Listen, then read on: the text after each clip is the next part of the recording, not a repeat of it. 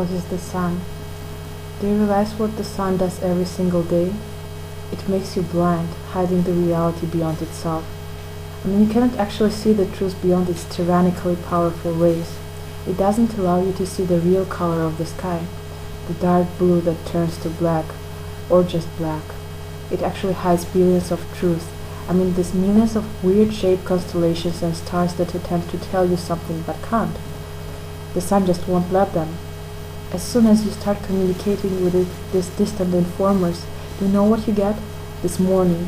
Did you ever wonder why it rhymes so well with morning? And yes, exactly this morning delays all of the things you saw from your memory, making you think that you'll anyway see the truth bit later at night. And then you pass by the man at night who is quite rich, but anyway he lies on the pavement singing, I'm not drunk, I'm sober, I'm not drunk, people, I'm damn so sober. And again you realize that the sun is like this huge jar of bitter tasting alcohol that makes you laugh like insane and makes you think that you are happy, but later it all ends up with moodiness and hangover. I wonder, do astrologers actually like the sun that shifts their working hours to late night, not allowing to enjoy the day, as most probably they are sleeping at that time. Just imagine deciphering all this zodiac stuff hanging around like Christmas bulbs. Merry Christmas, by the way, in case you're reading or listening this at Christmas time. So, what I was talking about. Oh yeah, so these guys are trying to understand the truth that is just out there.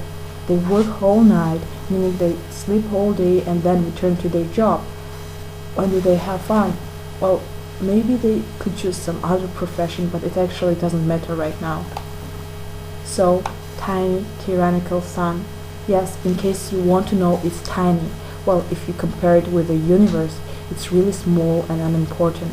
But if you are unlucky enough to be born on smaller planet, then get used to this permanent bullying. You know, she's a show-off.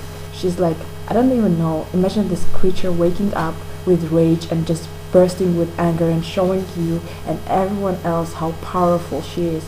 She can put a huge veil with its big arms over billions, I repeat billions of other tiny bulbs that try to shine but they can't.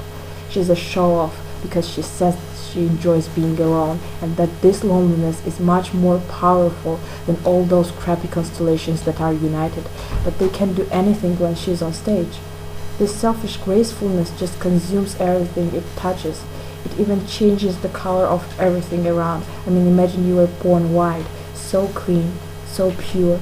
You were just born white and suddenly she comes in and puts these rainbow colors upon you. I mean, come on, she just mocks you. She turns your whiteness and cleanness into some circus. She dresses you into a clown's uniform of rainbow shades just to entertain herself. Yeah, and you are like, you want to be clean again. But no, again some zebra-like shadow light pattern appear upon you. And you're just this white wall, you know, who wants to be the same color as it is, but this spherical creature keeps having fun and enjoying herself. Actually, the sun is hot.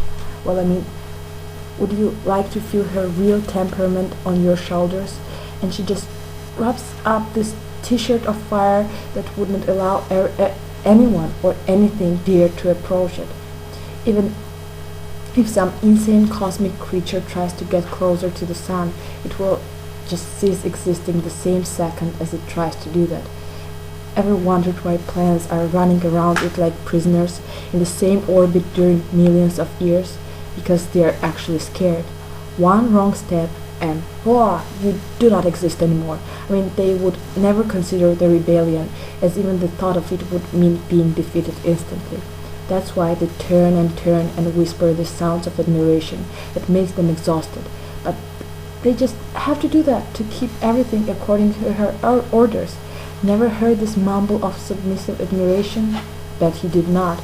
If people were risky enough to take off the awkward helmet of their heads while in space, just for sake of hearing of this bothering sound, they would notice this whisper of inadequate words.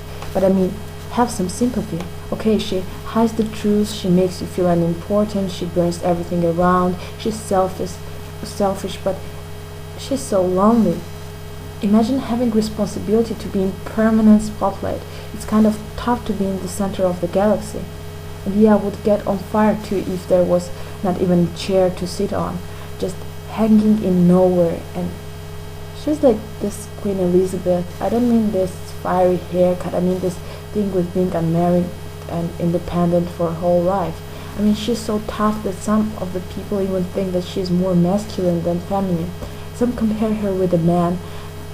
Come on, that's so unfair. I mean, you are in the center of the world, so gracious, powerful, strong, sometimes bitchy, sometimes caring. You are so energetic, so unique and special. And the smart guys who think they can create metaphors call you the guy, man, knight, or whatever because they think that moon is more feminine than you are. And yeah, this moon, this permanent rival that is not even a planet of your system. But she is mentioned everywhere, all the time. She is so much smaller than you are, but she managed somehow to avoid your limitless power and start turning around the earth, using all her slyness to approach theirs and be closer to it when you are yourself. It's kind of hard to be the sun. I mean, she can also be jealous and sad. It's like she was born like that, okay? With this whole duty. If not her, the moon wouldn't be shining even. I mean, there would be no concept of moon at all. Moon is a traitor for sun. She is loved more. And where did she get all this beauty from? From the sun, obviously. But all these poets who sit by the lake and write all this romantic crap ignore it. I mean, the sun has all legal rights to hate the poets. You know why? Because maximum things she is compared to are these village mortal girls with unbrushed hair who are told that they look like the sun. Come on, these tiny microbes over the earth are compared with the goddess of the world. If I was her, I would hate them too. Yes, some love the sun, but she doesn't believe that all this is sincere. In fact, majority takes her for granted. Have you ever read all the stupid secondary school essays about the importance of the sun? It gives us energy, light, and blah blah blah. These tiny energo vampires, that's the only thing they care about. They get energy without any effort. If she was not blazing with this fire around her, people would invent something like gigantic tubes and stick it into her to get limitless energy and to make her wither and die and fade. And then they would worry about it. That's why she won't allow